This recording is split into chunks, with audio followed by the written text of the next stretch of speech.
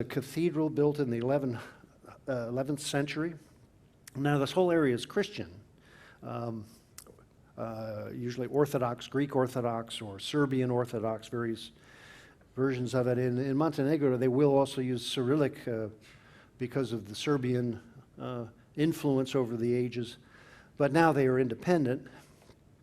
And Montenegro is, let's say, a microstate, but it has some beautiful places, and it's always trying to encourage us to come visit it. This is a little village up the coast called Budva.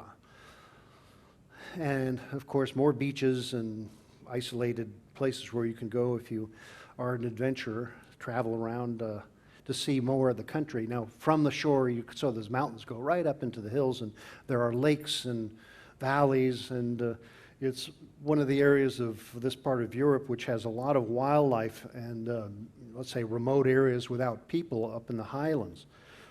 And so this has been of interest to various scientists to try to, and ecologists to try to make preserves in what areas there are, because there are, particularly in this area, bears and bird life and flora and fauna that is not found elsewhere.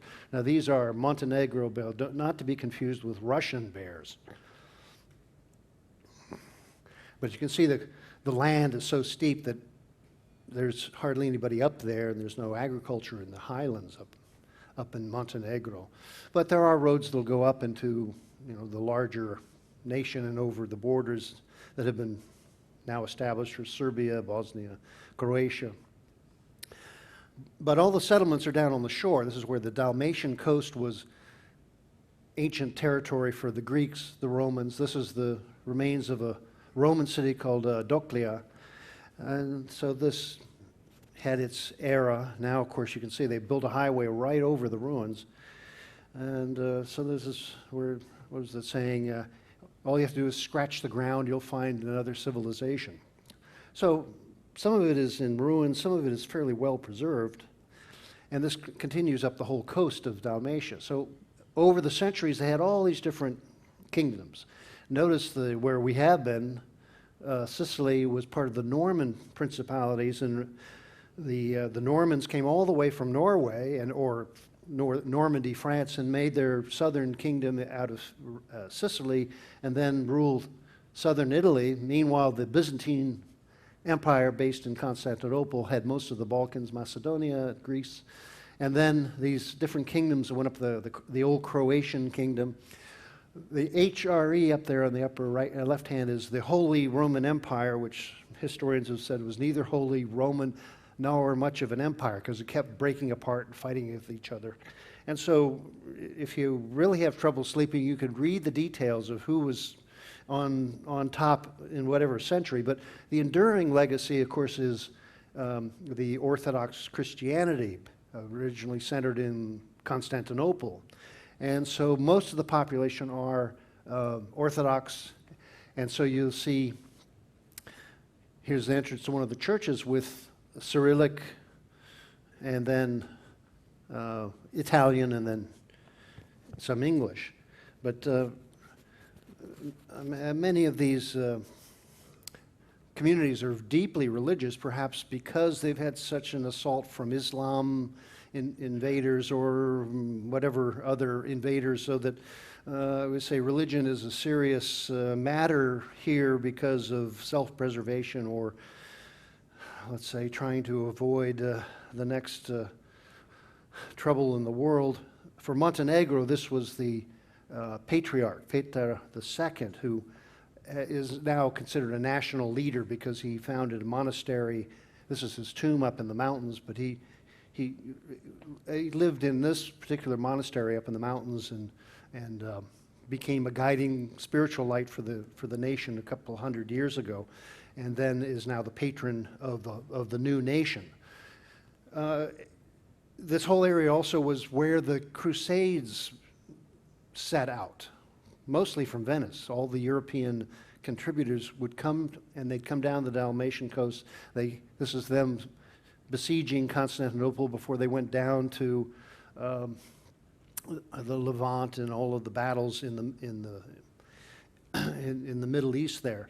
So this is old history, but it keeps arising and coming back because this struggle between the various Christian forces and the Turks and the Islamic forces played out in battles all along here in Kotor and then up in the highlands and all the way up, well, to the other areas that were Islamized or the Turks took all the way up through the Balkans. So this is romanticized in historic paintings about the battles against the invading hordes. Now this sort of imagery unfortunately continues to repeat itself with the most recent Balkan conflicts where misery is spread around in the name of ethnic cleansing or religious might.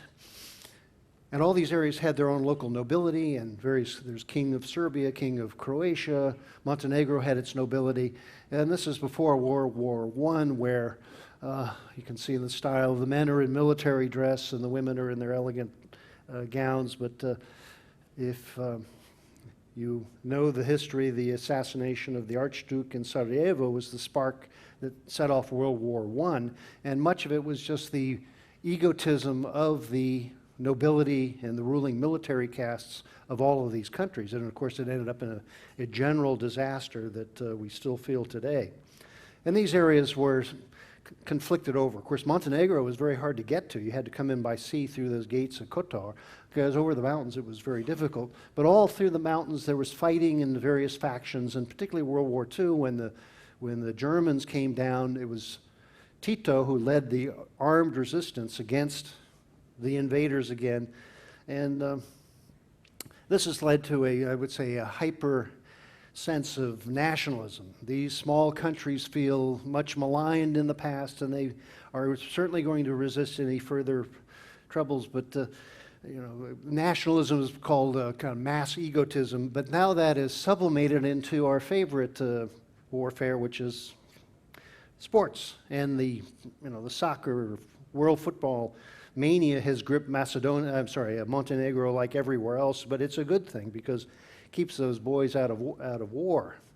Now I'm going to go up the coast to Croatia. Kotor is just below the screen, but you come up the Dalmatian coast, you could see all those tremendous variety of islands, some 500 islands off the mountains of the highlands up into the Gulf of Venice. And so Croatia, again, is an ancient country that has been reinvented and is now a proud and somewhat prosperous member of the European Union, but various parts of it were independent city-states. This is the Republic of Ragusa, which is an old name for Dubrovnik. And they had their, let's say, fortresses and their navies and their commerce, and they, again, were traded back between the various empires, the Roman Empire to the Venetian Empire to Yugoslavia, which was founded in the 1920s and then became its heyday, let's say, as a unified country after World War II. But we're going to Kotor, this particular island. Now, there are many others. I'll show you more of Croatia just as I go along here, but we're only getting to stop here because it's, again, a place where most people don't know about.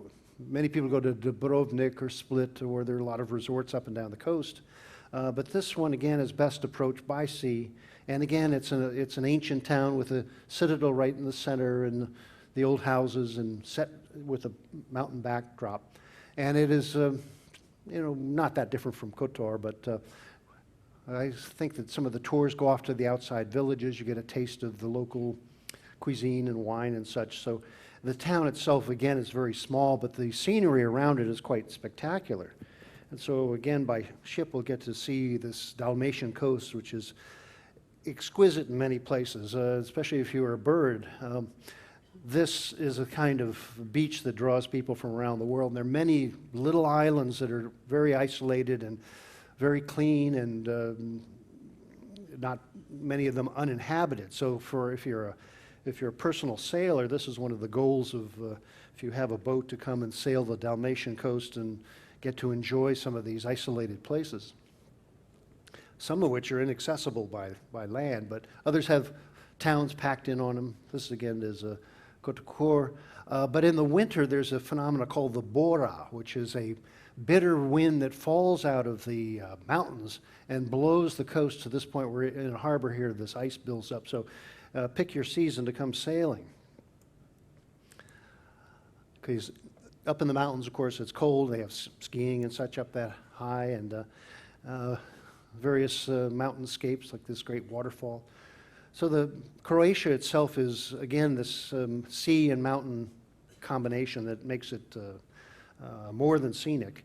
But in history, Croatia has been sort of struggling to keep an identity. And so in the museums in Zagreb, the capital, you can see some of the old writing about the first settlements. Now this is in ancient Greek, which mentions that highlighted the name of Croatia. That's supposedly the earliest recorded history of a land that was originally had its own king. Going back even further, there was this kind of a script that's been found called a Glagolithic, which is a phonetic script that has now gone extinct. So that going back maybe 1000 BC, there were people with some written language who settled along the coast here. Of course, it was all subsumed into the Roman Empire and then Italian control in the modern time. But there are remains of terraces in places where there are now very few people that live, so that Croatia is estimated to have had a larger population 1,000 years ago than it does now. And even the last couple of decades, the population has dropped because of the conflicts. But at a certain time in the Roman Empire, the Emperor Diocletian built this grand palace for him when he came across the Adriatic to visit his colonies, and this is now all gone. But so that in Croatia and other parts of where we have been, there was a grandeur of the past which is now barely evident, and of course we have a different form of construction now. But in Croatia there are still some very significant Roman ruins, particularly in the city of Zadar. This is considered the most intact Roman Colosseum in the world in the town of Istia. And of course, we saw the rather damaged Colosseum in Rome. This is what it looked like at one point.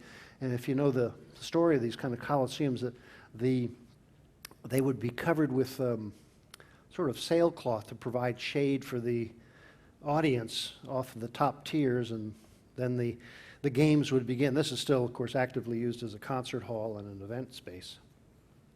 So that Dalmatia, let's say including what's now Montenegro, Croatia, down to Greece, was its own nation off and on, and it, again, whatever century you pick, you get a different kingdom or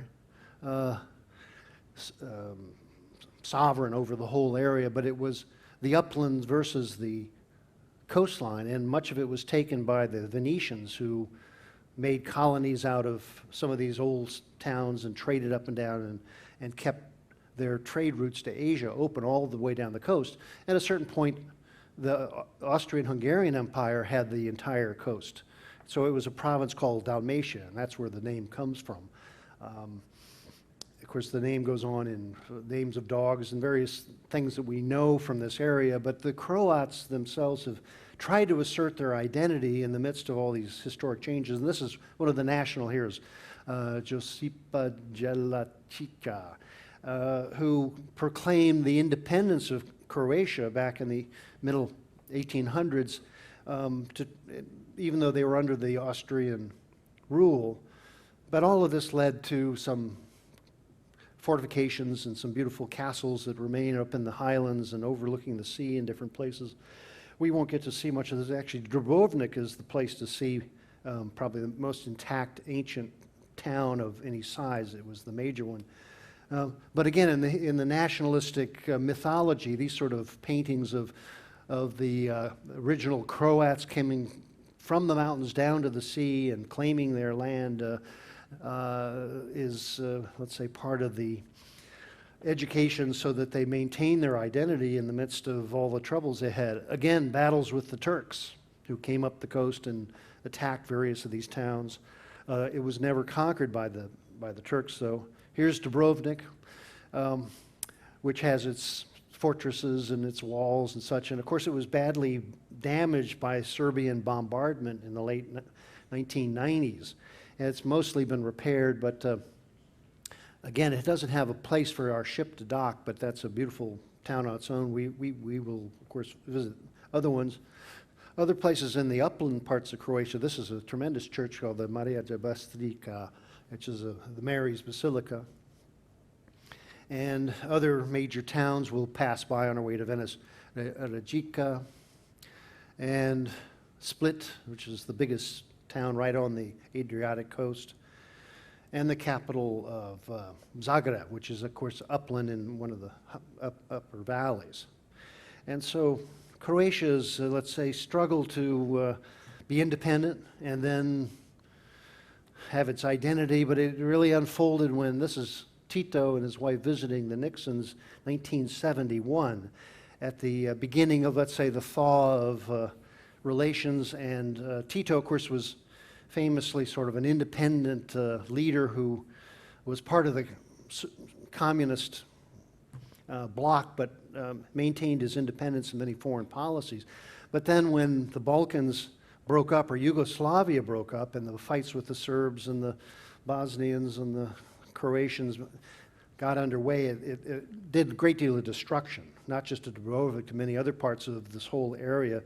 And of course it was NATO that finally intervened and beat the Serbians back.